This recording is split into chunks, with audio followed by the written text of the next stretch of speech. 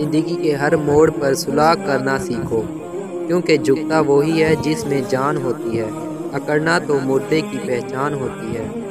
اگر تم اپنے علم پر مغرور ہو تو جہالت کے لیے یہی کافی ہے۔ جس شخص کے دشمن نہ ہوں اور سب دوست ہوں، اس جیسا منافق کوئی نہیں، کیونکہ دشمن اس کے ہوتے ہیں جو حق کی بات کہتا ہے۔ جو ذرا سی بات پر دوست نہ رہے، سمجھ لینا وہ کبھی دوست تھا ہی نہیں۔ حضرت علی رضی اللہ تعالیٰ عنہ سے پوچھا گیا کہ دنیا کا سب سے امیر آدمی کون ہے؟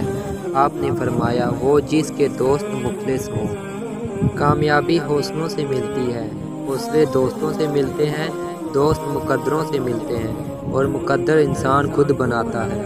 ہمیں چاہے کہ اپنی ہر چیز دوست کے لیے قربان کر دیں، پر کسی چیز کے لیے اپنے دوست کو قربان نہیں کرنا۔ حضرت علی نے فرمایا، دوست کی غلطی ریت پر لکھو تاکہ پانی اسے مٹا دے، اور دوست کے احساس پتھر پر لکھو تاکہ کوئی اسے مٹا نہ سکے۔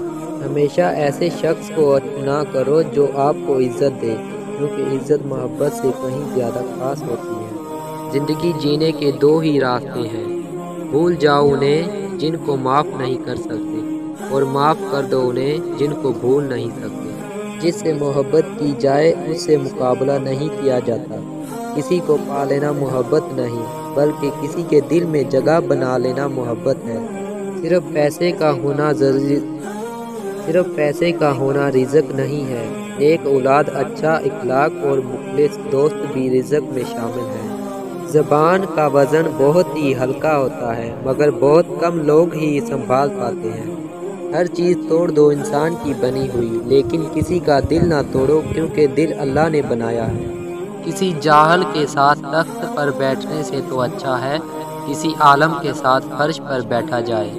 ایسے شخص کو کبھی مت گنوانا جس کے دل میں تمہارے لیے محبت، فکر، عزت اور چاہت ہو۔ حضرت علی رضی اللہ تعالیٰ عنہ سے کسی نے سوال کیا کہ کس طرح پتہ چلے گا کہ انسان پہ آنے والی مصیبت سزا ہے یا آزمائش؟ آپ رضی اللہ تعالیٰ نے جواب دیا، جو مصیبت انسان کو اللہ سے دور کر دے وہ سزا ہے، اور جو اللہ کے نزدیک کر دے وہ آزمائش۔ یہ زندگی دو دن کی ہے، ایک دن تمہارے حق میں اور دوسرے دن تمہارے مخالف۔ جس دن تمہارے حق میں ہو اس دن غرور مت کرنا، اور جس دن تمہارے مخالف ہو اس دن صبر کرنا۔ تم جنت نہ مانگو، بلکہ تم دنیا میں ایسے کام کرو کہ جنت تم کو مانگے۔